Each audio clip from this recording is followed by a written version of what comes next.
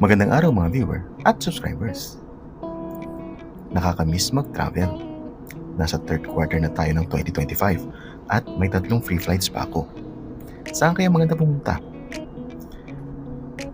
Habang nag-iisip ako ng next destination ay mag-iipon muna ako para may pang-hotel at pocket money or antayin ko na lang siguro ang 13 month.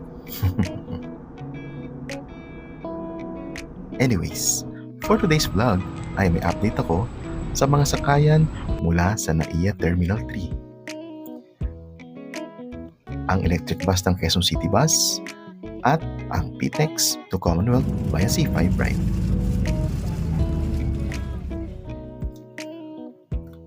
Ilang hakbang mula sa arrival area ng NAIA Terminal 3 ay makikita ang Bay 12.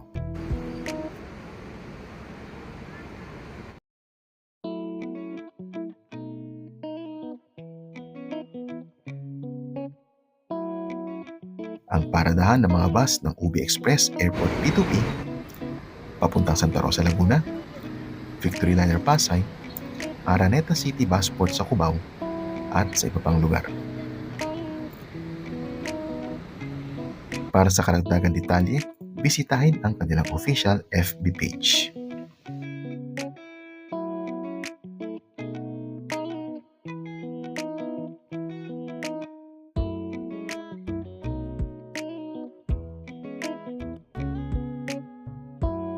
Andito rin ang paradahan ng Airport Loop Bus ng HM Transport. Papuntang Baclaran at MRT Taft Station.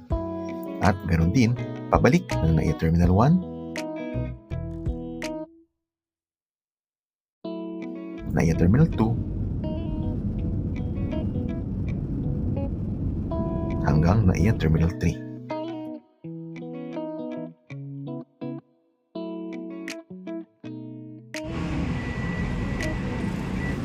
Ilang metro dito ay makikita naman ang free NAIA Interterminal Shuttle Service.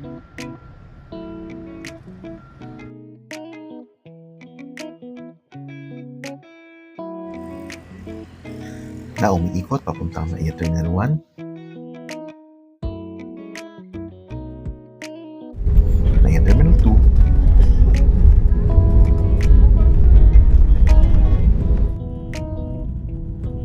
at pabalik sa NAIA Terminal 3. Libre ito sa mga pasaherong may connecting flight, ipakita lamang ang inyong mga boarding pass. At ang Genesis Transport P2P na patungong Clark Airport. Bisitahin ang kanilang official F page para sa karagdagang kaalaman.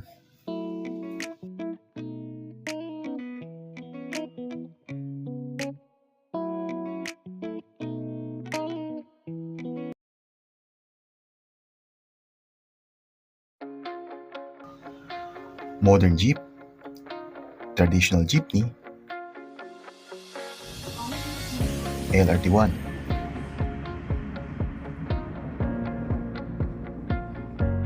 LRT2, at MRT3 ay ilan lamang sa mga pang-araw-araw na transportasyon sa Kalahang, Maynila. Dito sa Quezon City, may mga bus na libreng sakay na handog ng Quezon City LGU sa lahat ng commuters. At ang ating sasakyan ngayon ay ang bagong nilang e-bus o electric bus.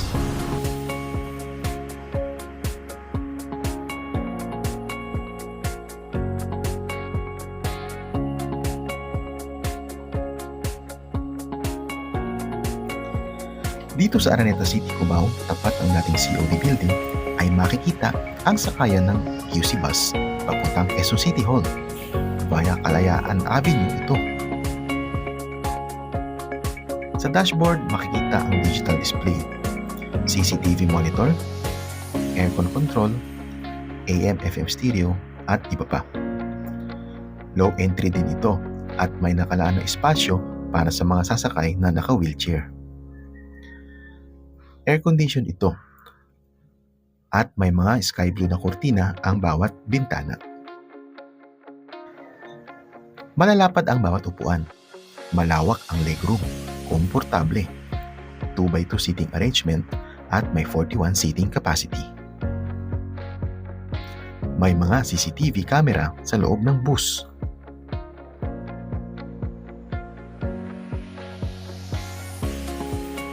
Fire extinguishers at emergency hammers. Suabe ang andar at tahimik. Ramdam mo ang pagiging electronic bus nito.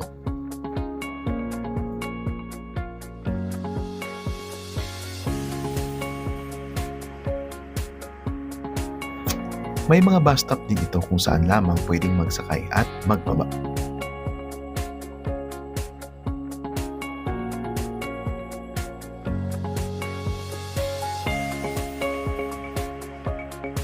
Sa ngayon, ay sa ruta ng Quezon City Hall to Cubao at pabalik ginagamit itong mga electronic bus.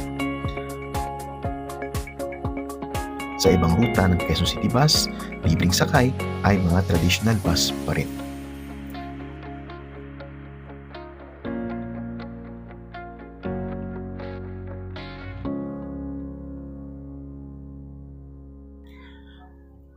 Makikita naman sa may elliptical road sa panulukan ng Kalayaan Avenue ang paradahan ng electric bus patungong Cubao. At sa tapat naman ng National Housing Authority compound ang paradahan ng iba pang mga ruta ng Quezon City Bus papunta sa Litex, Novaliches, Muñoz, Gilmore, Welcome Rotonda at iba pa. Para sa schedule ng biyahe, i-follow ang official SOCMED account ng Quezon City Local Government.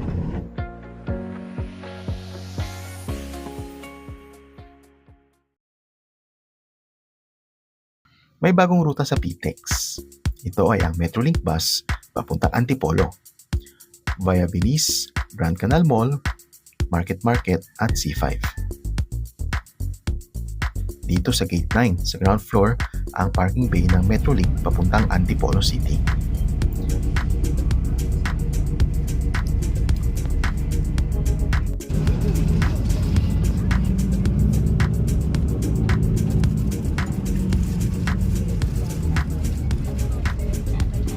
Mula PTEX ay babagtasin nito ang Piña Road,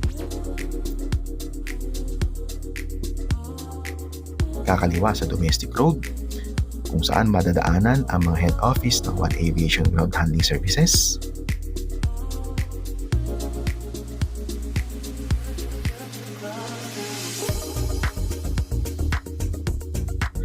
Cebu Pacific Air,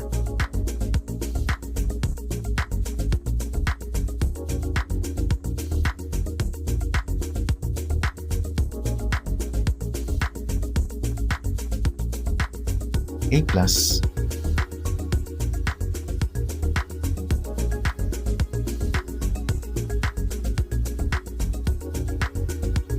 Cebu Pacific Cargo, at ang dating lugar na kinatatayuan ng NAIA Terminal 4.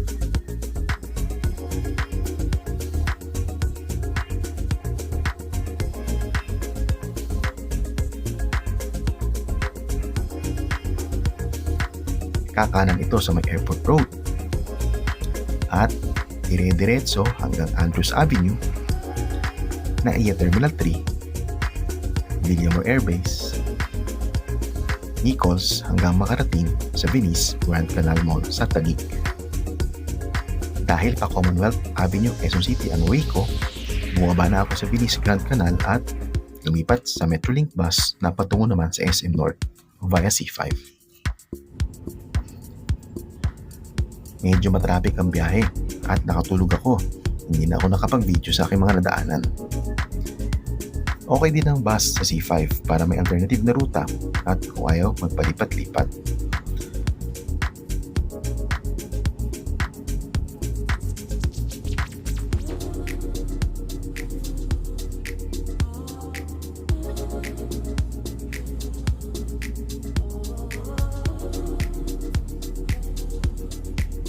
Para naman sa gusto na mabilis ang biyahe, recommended pa rin ang MRT3.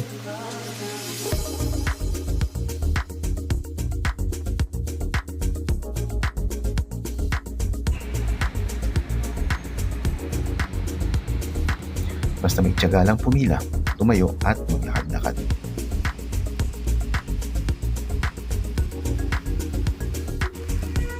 Ngayong panahon ng habagat at mga bagyo, mag-ingat po tayo sa pagkukumute. Planuhin maigi ang ating mga biyahe at ruta.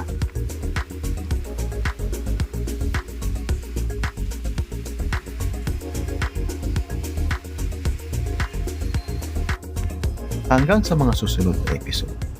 Ito po ang inyong lingkod, Andy Raff. Maraming salamat po at ingat.